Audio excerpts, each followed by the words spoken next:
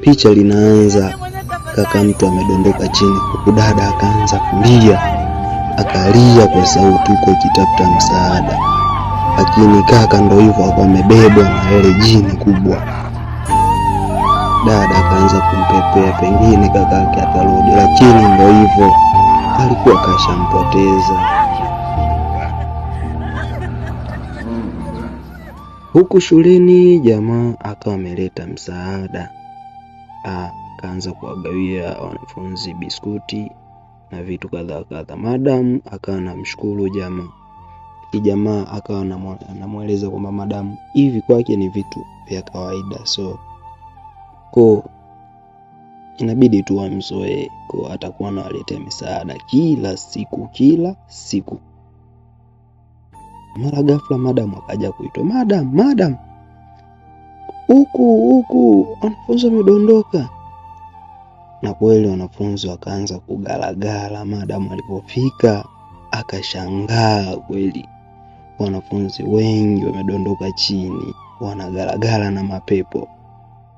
Kumbe sababu ni vile vitu walivyoletewa na yule jamaa kiongozi kutoka katika kundi la Freemason. Akampongeza kijana wake.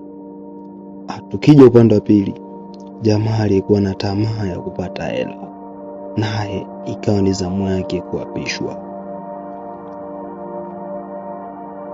Akaanza kuapa, huku wenzake wakaanza kumwonea huruma kweli, maana alikuwa akilia.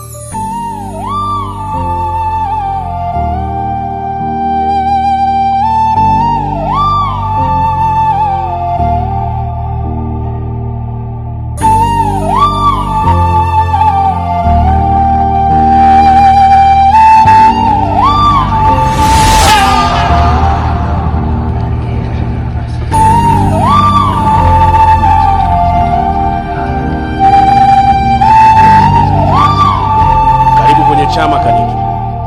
Kuanzia sasa wewe ni mwanachama rasmi.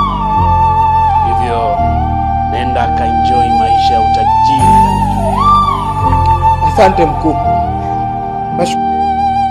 Jamaa akainuka taratibu,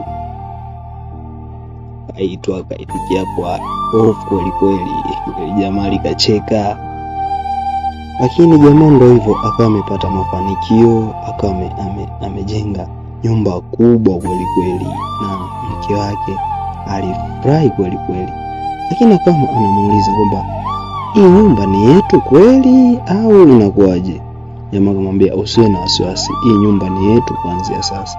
Lakini jamaa alikuwa na mawazo kweli sababu ya lile sharti alilopewa na kiongozi mkubwa. Nenda katenge chumba chako kimoja kwenye nyumba yako. Utamhifadhi humo. Utashiriki naye tendo ndani ya siku 3 katika wiki: Jumanne, Jumatano na Alhamisi. Itakuchukua siku 7 ili uanze kutimiza kafara yako. Sawa mkuu. Unakuelewa. Have a good day Kaniki. Lakini aliendelea kumuuliza kila siku.